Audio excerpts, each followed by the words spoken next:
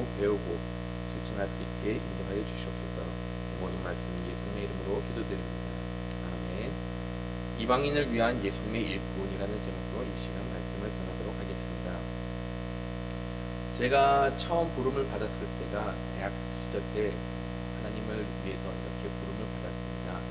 물론 저는 그때 제가 하나님으로부터 부름을 받았다는 것을 깨닫지 못했었던 것이죠. 그냥 수련회 가가지고 기도를 하는데 그 수련회 끝나고 나서 그 청년부를 담당했던 목사님이 저에게 오셔가지고 이렇게 좀 이야기를 하자고 말씀하셨습니다. 그리고 나서 저에게 주셨던 말씀, 봉수야, 너가 운동을 하려고 이렇게 준비를 하고 있는데, 운동선수가 되려고 준비를 하고 있는데 운동선수가 아니라 하나님께서 너를 하나님의 일꾼으로 부르셨다라고 이렇게 말씀을 해주셨습니다. 물론 저는 그 이야기를 들었을 때 쉽게 받아들이지 않았죠. 이미 유학까지 가가지고 이렇게 운동을 하고 있었는데 갑자기 엉뚱하게 이렇게 신학을 하고 목회자가 되라는 이야기를 들었을 때 아닙니다, 아마도 잘못 들으신 것 같습니다 라고 이렇게 대답을 했던 것으로 기억하고 있습니다. 물론 그때 그 청년부 목사님께서 저에게 그렇게 말씀해 주셨던 것은 그냥 아무런 근거가 없어서 그렇게 말씀하신 것은 아니라 생각합니다. 목사님께서도 기도를 하시는 가운데 제가 이렇게 부름을 받았다는 확신을 가지셨고, 그것 이외에도 제 삶을 바라보시면서 그렇게 말씀하셨던 것 같습니다.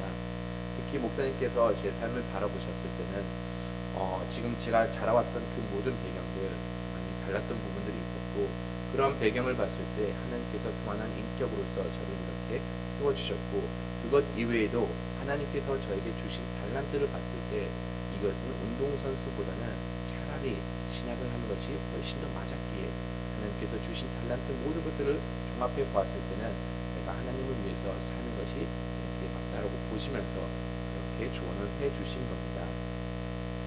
하나님께서는 근본적으로 하나님의 일꾼을 부르실 때 이와 마찬가지입니다. 특별히 사역자라고 이렇게 말씀하신 것은 아니고, 하나님께서 우리를 하나님의 자녀로 삼아주시고 무엇보다도 하나님의 일꾼으로 불러주셨을 때는 하나님께서 그만한 달란트를 주시고 그만한 재능을 주시면서 하나님의 일에 이렇게 임할 수 있도록 인도를 해주고 계신 것을 볼 수가 있습니다. 오늘 말씀을 보시더라도 하나님께서 이렇게 하나님의 일꾼들을 하나님의 재능에 따라서 부른 것을 볼 수가 있습니다. 그것은 로마 교회뿐만이 아니라 이렇게 하나님을 위해서 일하는 사도 바울도 그런 재능을 주신 것을 보게 됩니다. 로마서 15장 14절 이후로부터는 어떻게 보면은 마지막에 하나님 사도 바울이 로마에 격려의 메시지를 주고 자기가 왜 로마를 가게 됐는지, 또한 자신의 사역이 무엇인지, 또한 우리에게 주신 전반적인 사역이 무엇인가를 종합하여서 안부를 묻는 그런 부분이라고 이렇게 보시면 됩니다. 사도 바울이 이 로마 형제들을 이렇게 언급을 할 때 14절 말씀을 보시면은 내 형제들아, 너희가 스스로 선함이 가득하고 모든 지식이 차서 능히 서로 권하는 자임을 나도 확신하노라라고 이렇게 이야기하고 있습니다. 로마 교회에 문제가 없었던 교회는 아니에요. 그 앞에 있는 일들만 보더라도 로마 교회에 있었던 문제가 어떠한 것들인가를 어느 정도 짐작을 할 수가 있었습니다. 유대 그리스도인들과 로마 그리스도인들, 그 사람들 간에 약간의 불화도 있었고 갈등도 있었다라고 이미 알고 있습니다. 그런데도 불구하고 사도 바울이 이 로마 형제들을 봤을 때 너희가 스스로 선함이 가득하고 모든 지식에 찼다라고 이렇게 이야기를 하고 있습니다. 이 로마 성도들이 어떤 사람들이냐, 스스로 선함이 가득하였던 사람들이다라고 이렇게 이야기하고 있습니다. 이 이야기를 보면은 이 사람들이 스스로 선하다라는 이 말을 들을 때는 이 사람들이 선천적으로 착했다라고 이렇게 생각을 할 수가 있어요. 그런데 원어를 보면은 착하다라는, 선하다라는 이 단어를 보면은 선천적으로 착한 성품을 지니고 태어났다라는 그런 의미보다는 이렇게 하나님의 가르침으로 인해서, 성령님의 역사심으로 인해서 변화를 받아가지고 이제는 하나님의 뜻대로 선하신 삶을 사는 그러한 사람임을 이렇게 강조를 하고 있습니다. 인격적으로 성숙해져 있고 하나님의 말씀의 가르침으로 인해서 변화받아가지고 이렇게 착한, 스스로 선한 사람이 됐다라고 이렇게 이야기하고 있습니다. 그때 당시 선함을 추구하는 것 쉽지 않았습니다.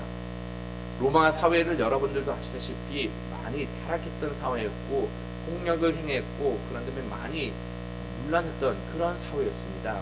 그런데 여기서 하나님의 말씀의 가르침이 있었기에 그들이 가지고 있었던 지식과 하나님의 가르치셨던 그 모든 지식을 통해 가지고 이들은 선택했던 것이 스스로 이제는 우리가 하나님의 말씀을 따라서 살기를 원하였고 이제는 이 사회와는 물들지 않고 선한 삶을 살아야겠다라고 이렇게 삶을 변화시켰던 겁니다.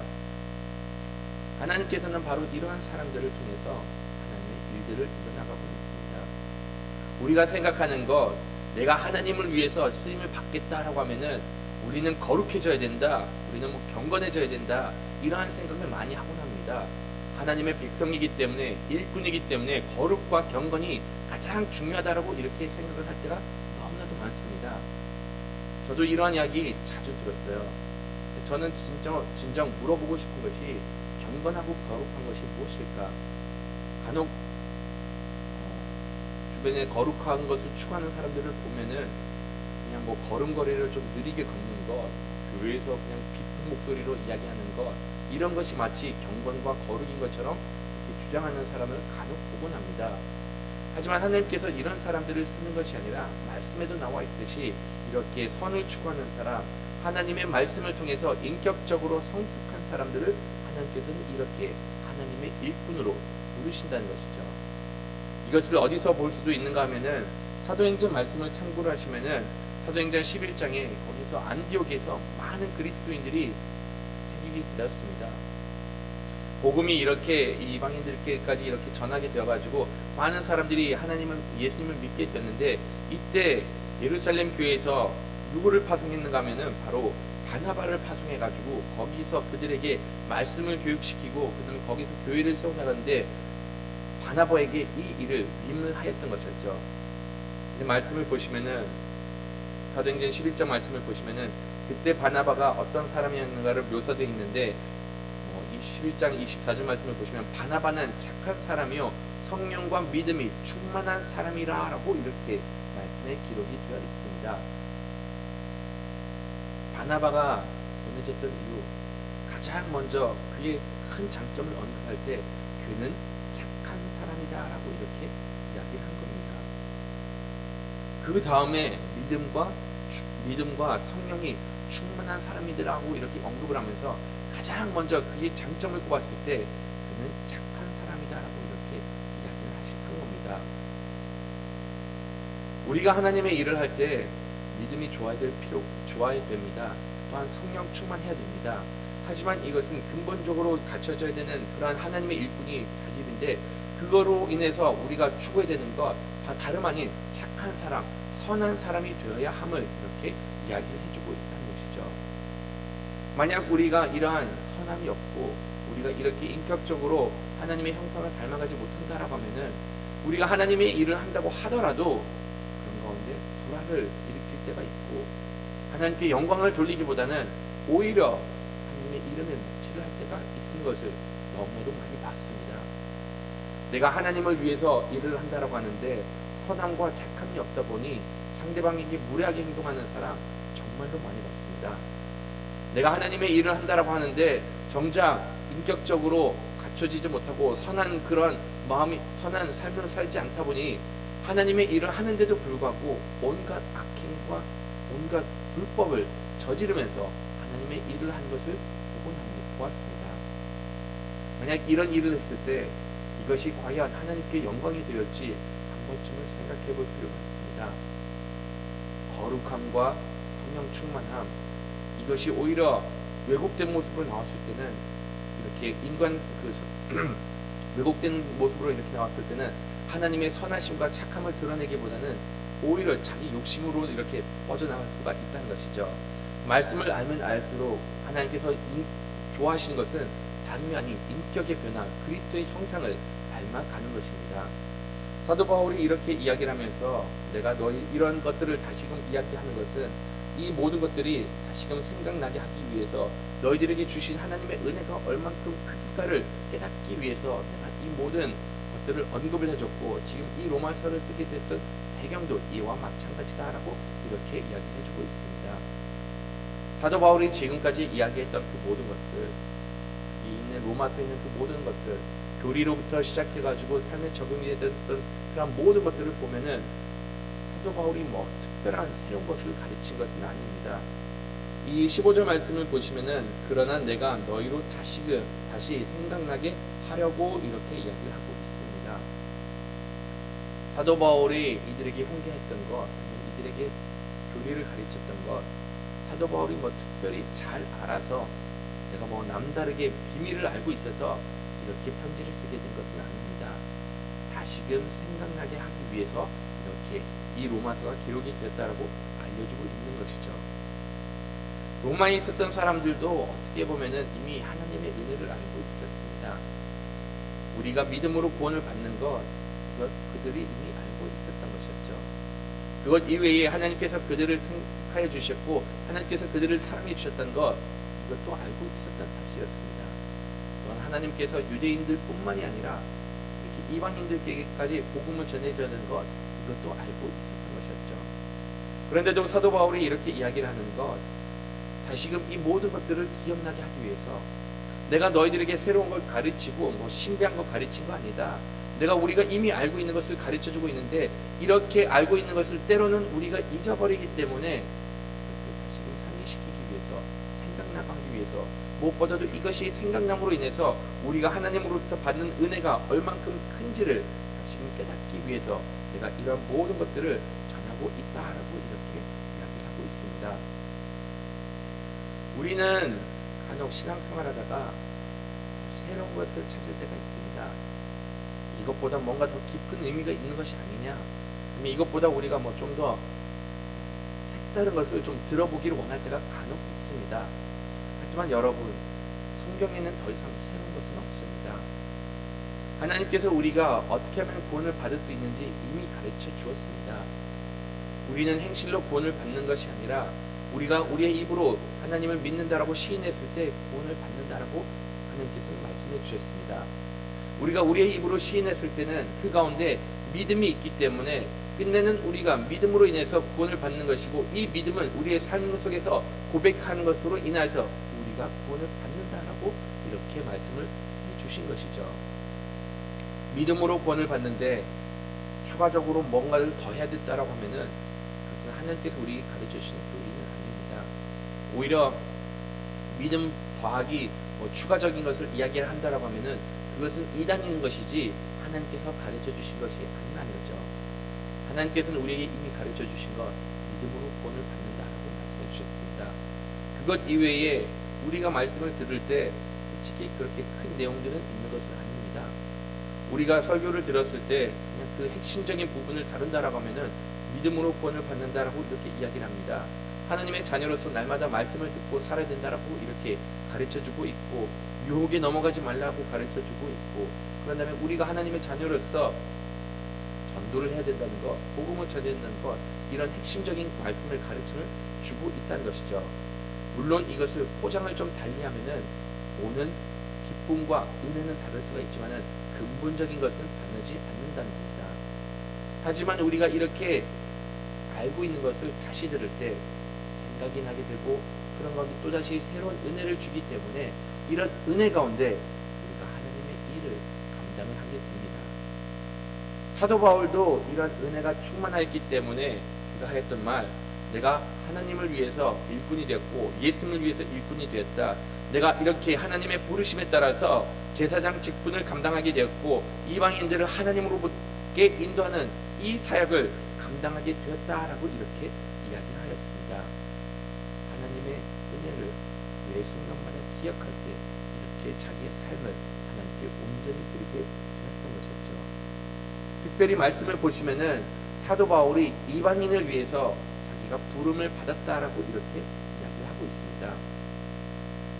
사도 바울은 그의 이력을 봤을 때는 솔직히 이방인들을 위해서 사역을 하기는 좀 적합하지 못하다라는 생각을 받을 수가 있습니다. 오히려 이방인들을 위해서 사역하기 적합한 사람은 베드로다라고 이렇게까지 말을 할 수가 있을 정도로, 이렇게 둘을 딱 봤을 때는 사도 바울보다는 베드로가 좀 더 적합하다는 생각을 할 수가 있었던 것이었죠. 어떻게 해서 그렇게 볼 수가 있었을까? 사도 베드로 같은 경우는 예수님께서 사역하신 것을 다 보았습니다. 예수님께서는 세리와 죄인들과 같이 있으면서 그들을 돌봐주셨고 이들이 구원의 복음이 필요하다는 것을 그는 두 눈으로 이렇게 보았습니다. 또한 이방 지역에까지 가가지고 복음을 전한 것을 베드로는 보았습니다. 그리고 처음에 하나님께서 부르셨을 때 베드로가 오히려 이방인들을 위해서 대변한 것을 볼 수가 있었거든요. 말씀을 보시면은 사도행전 말씀을 보시면은 그가 백부장으로부터 부름을 백부장이 이렇게 불렀을 때 그가 가장 먼저 달려갔던 사람입니다. 하나님께서 베드로를 찾아가 가지고 그들에게 복음을 전하도록 이렇게 지시를 하였던 것이었죠. 이방인들을 위해서 부름을 받았다고 볼 수가 있습니다. 그것뿐만이 아니라 나중에 예루살렘에 공의가 있었을 때 이방인을 대변했던 것, 아니면 하나님께서 이방인들에게 복음을 전하기를 원했던 것을 베드로가 거기서 이렇게 대변한 것을 볼 수가 있습니다. 모든 것들을 봤을 때 어떻게 보면은 베드로가 이방인을 위해서 부름을 받은 것이 아니느냐, 그 다음에 그가 그 일을 감당하기 위해서 적합하지 않았느냐라는 그러한 생각을 할 수가 있어요. 하지만 안타깝게도 베드로가 이렇게 모든 것을 보았는데도 불구하고 그는 이렇게 가지고 있었던 그 유대인의 정서를 완전히 버리지는 못했던 것 같습니다. 사람들이 그를 봤을 때 어떻게 생각하느냐, 자기가 가지고 있었던 그 유대적인 정서를 버리지 못해가지고 나중에는 이러한 것들을 버리지 못한 것에 대해서 갈라디아 말씀을 보시면은 바울로부터 책망을 받는 것까지 이렇게 보게 됩니다. 베드로가 이방인들과 식사를 하였는데 나중에 유대인들이 오는 것을 보면서 그들의 시선을 의식하면서 끝내는 그 자리를 피하였기 때문에 바울로부터 이렇게 책망을 받고 어떻게 이렇게 눈치를 보면서 이방인들로부터 떠날 수가 있느냐라고 이렇게 책망을 받게 되었던 겁니다. 물론 거기에 비해서 바울 같은 경우는 유대인들 중에 유대인들이었습니다. 그가 자라왔던 배경 보시면은 그는 베냐민 지파에서 이렇게 자랐고 그는 바리새인이었다고까지 이렇게 말을 하고 있습니다. 가멜리엘 거기서 그로부터 제자가 되었고 그 가문으로부터 이렇게 유대의 교육을 받았던 전통적인 유대인이었는데도 불구하고 그가 이렇게 하나님께서 일하신 것을 바라보고 하나님께서 그에게 은혜를 더해 주셨기 때문에 그가 특별히 유대인들에게 이방인들에게 나가가지고 복음을 전하고 그 다음에 하나님께서 그에게 그런 사명을 주셨기 때문에 이러한 가운데 그 사명에 따라서 이렇게 이방인들에게까지 복음을 전하는 일을 감당할 수가 있었습니다. 결과적으로 봤을 때는 사도 바울이 이렇게 이방인들에게 전한 것이 그에게 주어진 달란트였고 하나님께서는 그 달란트에 맞게 이렇게 사도 바울을 쓰셨던 겁니다.